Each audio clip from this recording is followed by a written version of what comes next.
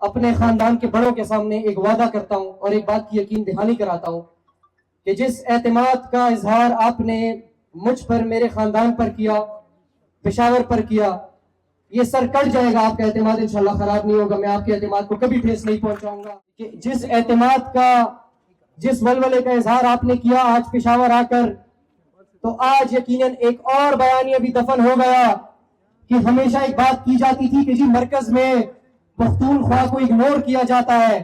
Chairman صاحب نے آ کر الحمدللہ اس بیانیے کو بھی دفنا دیا اور اس بات کا ثبوت بھی ہے کہ مسلم لیگ نون پشاور اور پختون والوں کے ساتھ کھڑی ہے. صدر حاضر محفل اور ہمارے انتہائی قابل احترام ہمارے سپاسالار جناب صوبائی صدر انجینئر امیر مقام صاحب، بلکہ میں امیر مقام انکل کہوں تو زیادہ بہتر رہے گا، قابل احترام صوبائی سیکرٹری جنرل مرتضیٰ جاوید عباسی صاحب، اور ان کو بھی میں مرتضیٰ جاوید انکل کہوں تو زیادہ بہتر رہے گا، اور پھر ہمارے امیجیٹ باس، اور میں یقیناً ان کو اگر اپنا استاد کہوں تو وہ زیادہ بہتر رہے گا، اور میں یہ چاہتا ہوں کہ ان کا نام لوں میں تو آپ لوگ تالیاں بھی ضرور بجائیں.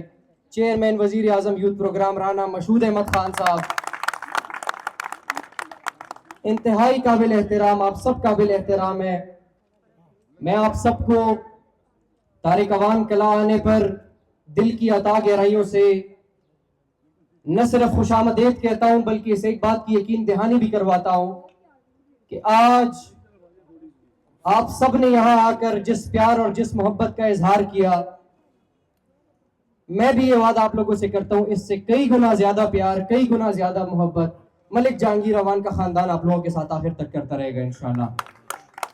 میں خصوصی طور پر چیئرمین صاحب کا مشکور ہوں کہ آج پاکستان کی پہلی national and youth adolescence policy کا انعقاد کیا گیا، افتتاح کیا گیا.